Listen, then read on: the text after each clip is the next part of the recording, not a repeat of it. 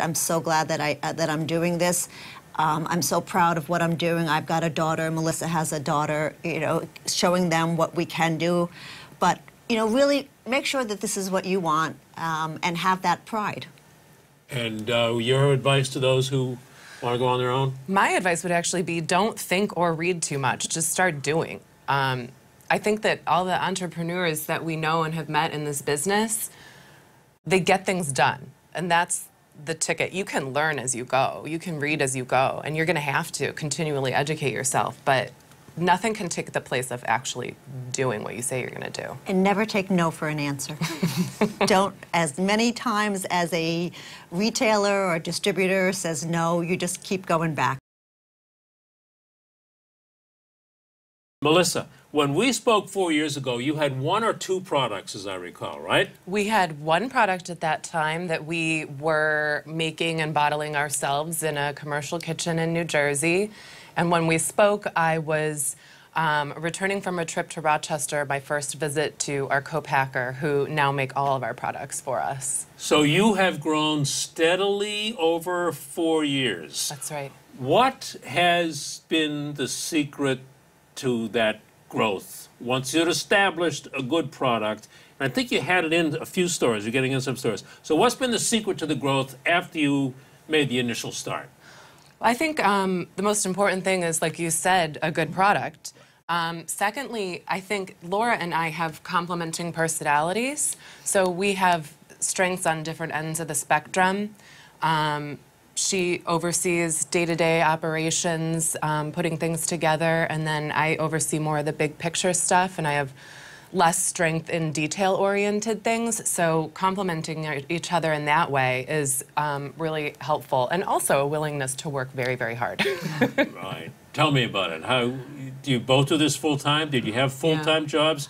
Did you left to pursue this, or what? I was transitioning out of a full-time job. I was working in Wall Street. So, and now, yes, we absolutely do it full-time and then some. Yeah. So who came up with the idea of beet and basil sauce, just as an example? It was my husband, actually, yeah.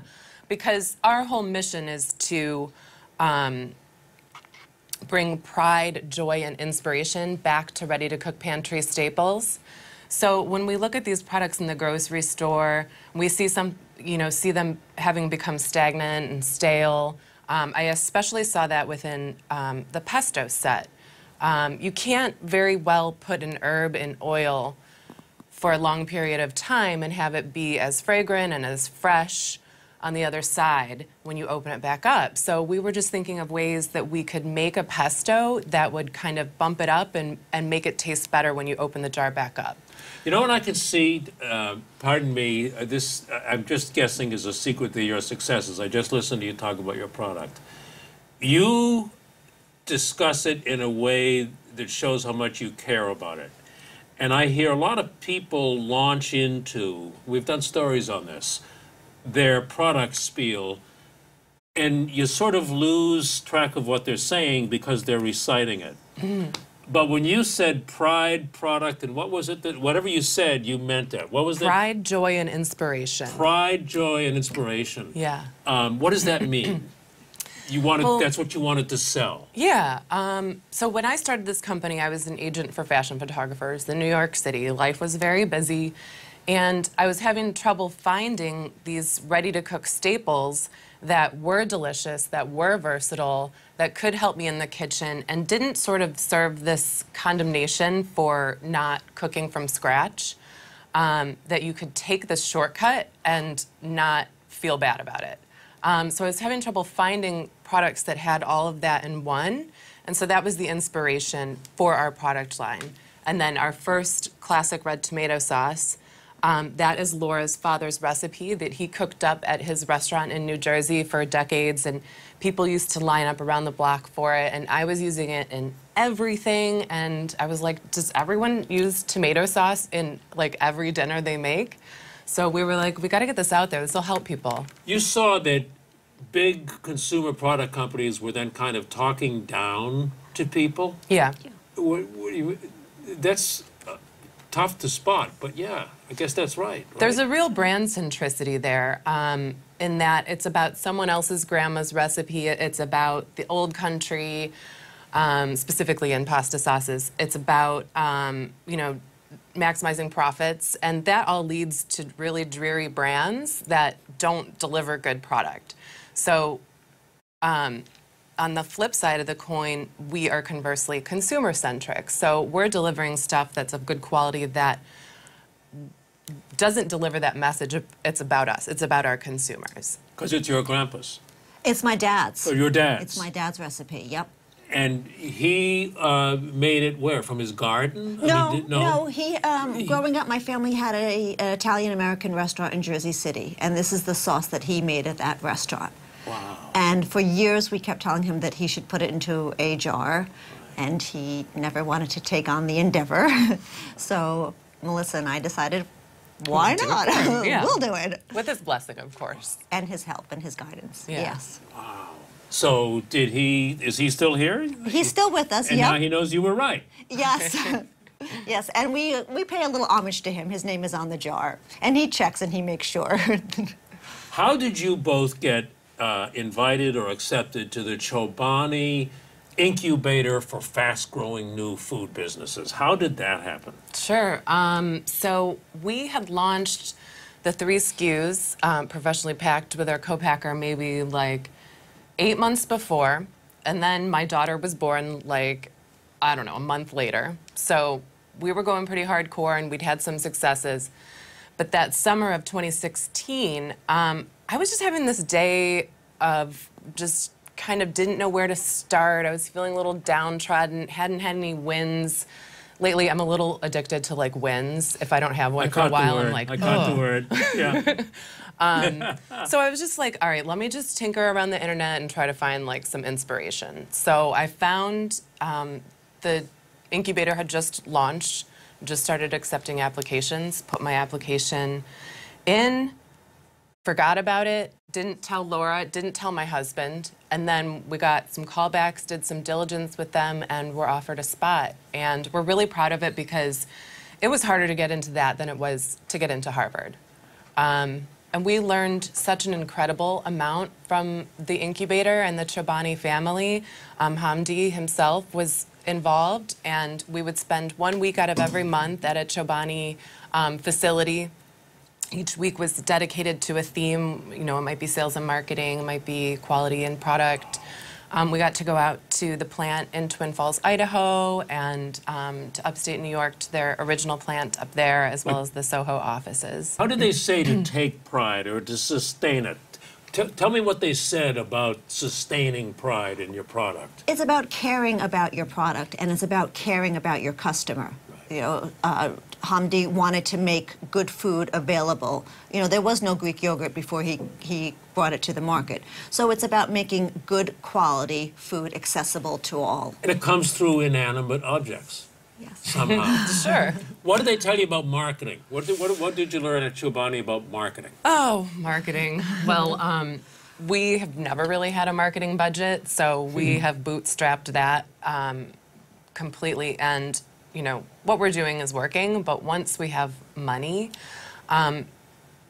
digital marketing, even for food and in the retail setting, like the physical brick and mortar retail setting, is super powerful. You can use all these different apps to get on grocery lists, or you know, digital couponing is really important, and that's our target consumer is using those things and is engaging on their mobile devices while they're shopping.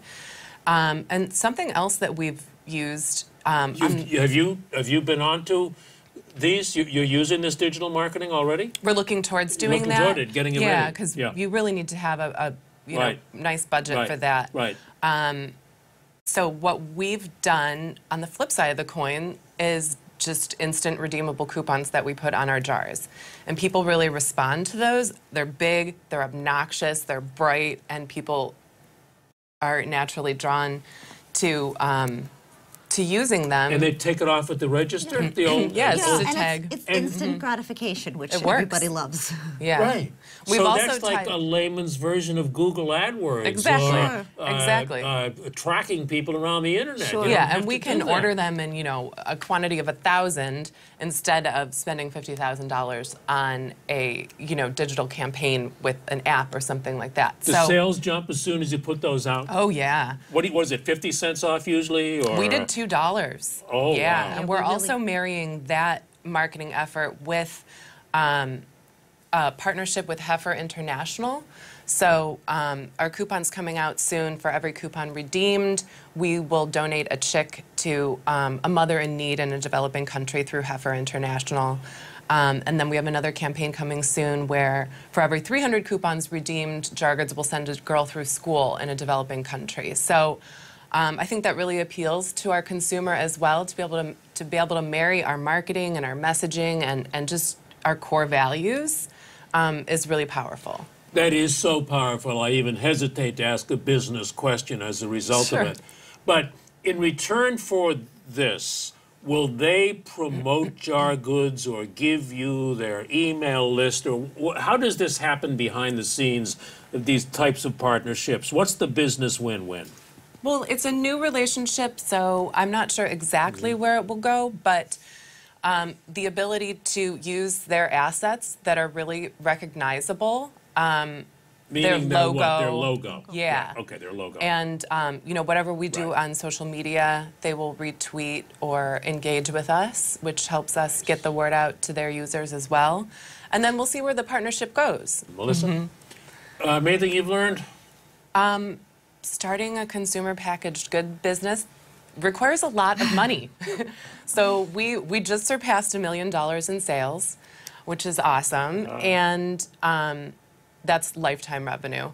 And we have raised over $300,000 from friends and family, as well as a $25,000 grant from Chobani. And we're just about to launch our raise on a platform called Seed Invest. So that'll be our next round of funding, and it'll fund our growth over the next couple years. And you both did what a lot of people think about doing, leaving a job to go into your own business. What advice would you give to people who are thinking or dreaming of leaving a job to go into business? Always follow your heart, always follow your passion, but try to be as educated as you can and know what you're getting yourselves into. As Melissa said, it's a lot of work, and I don't regret any second of it, any minute of it. I'm so glad that I'm doing this. I'm so proud of what I'm doing. I've got a daughter. Melissa has a daughter. Showing them what we can do, but really make sure that this is what you want, and have that pride. And your advice to those who want to go on their own? My advice would actually be don't think or read too much. Just start doing. I think that all the entrepreneurs that we know and have met in this business, they get things done. And that's the ticket. You can learn as you go. You can read as you go. And you're going to have to continually educate yourself. But nothing can take the place of actually doing what you say you're going to do. And never take no for an answer. Don't, as many times as a retailer or distributor says no, you just keep going back. Keep And going say back. what? I've changed the sauce, or here's a new line. yeah. Go back Yeah, with you'll- whatever, right? You'll always be fine-tuning your message, Right. and getting it to a point where you feel like it's punchy, but you're still delivering the right message of who you are. And the more you deliver that, the more it's going to proliferate, and the more you're going to sell, and the more you're going to have interest from new retailers and distributors. What a wonderful story about Thanks. how this product and relatives and family have benefited in a growth out of a pizza shop in Jersey City, did you say? An Italian An restaurant. Italian yeah. restaurant. I mean, this is the American dream. This is wonderful. Thank you so much. Thank you very much. Thank you. Thanks for Laura. having us. Melissa, having Thank us. you. This is just great. Thank you.